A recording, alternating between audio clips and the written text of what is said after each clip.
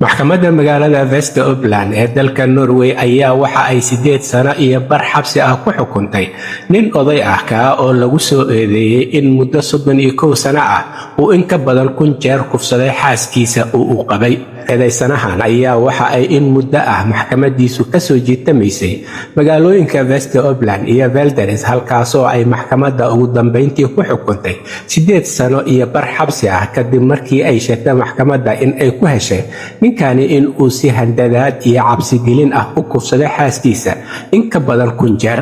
eedaysanaha ayaa sheegay in uu dacwadani diidan yahay, waxa uuna qirtay in uu xaaskiisa u tagay oo uu dantiisa ka oofsaday. ha yeeshee waxa uu inkiray in uu handadaad iyo cabsi gelin iyo xoog iyo dhibaatayn dagaal ah u geystay. waxa uuna sheegay intaasi uu xaq u lahaa in uu galmoodo xaaskiisa. eedaysanahan lagu xukumay 8 sano iyo bar xabsiga ah ayaa sidoo kale waxaa lagu eedeeyay in muddo 10 sano ah uu xaaskiisa dhibaatayn iyo dhaqan xumo ku waday, waxaana sidoo kale la sheegay in xakamayn ay ku soo rogeen hay-adaha amniga oo ahayd inuusan u dhowaan xaaskiisa uu jebiyey oo uu u tegay. waxa ayna maxkamaddu sheegtay marka ay xukunkani ku ridaysay ninkan in ay aaminsan tahay oo ay ku qanacday hadallada haweeneydan muddada 31 sano ah uu ninkani 1000 jeer ka badan kufsaday. waxa ayna intaa ku dareen in sida ay wax u sharaxday iyo habka mirqabka leh ee ay tafaasiisha uu kufsigani u dhacayay ay u sharaxday ee muujinayso in haweeneydani ay waxa ay sheegayso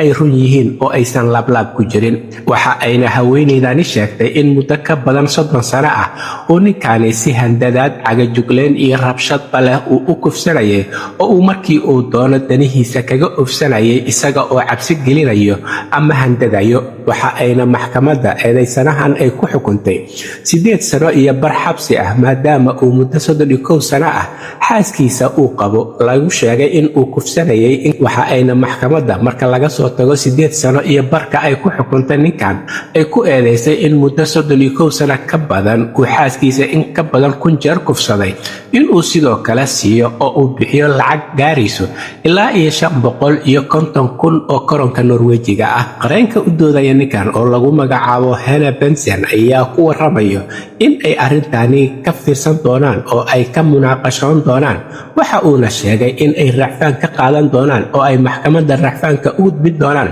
marka ay isaga iyo ninka uu qareenka u yahay ay soo wada tashtaan. waxa uuna intaa ku daray qareenkan in uusan qirsanayn ninkan dembiga iyo dacwadda lagu soo oogay iyo xukunka ku dhacay. waxa uuna sheegay maxkamadda racfaanka in ay dacwad dib uga gudbin doonaan, isagoo sheegay maadaama ninkan uusan ku qanacsanayn xukunkan ku dhacay oo ah 8 sano iyo bar xabsi ah iyo in uu bixiyo adduun lacageed oo gaarayo 550,000 oo koronka Norwejiga ah. waxayna arrintan la yaab iyo amakaag iyo fajiciso ku noqotay dad badan maadaama lamaanahan isqabay in ka badan 31 sano ay sheegtay haweeneydan in ninkeedu uu kufsaday oo uu xoogay in ka badan 1000 jeer, taa oo ay iyaduna maxkamadda xukun adag ugu riday ninkan. halka wararka kuwooda ugu doorka roon oo idinkaga imaanayo waa Somali Voice in Norway ama codka Soomaaliyeed ee Norway, waxaana idinla socodsiinayay aniga oo ah Cabdullaahi Shiine.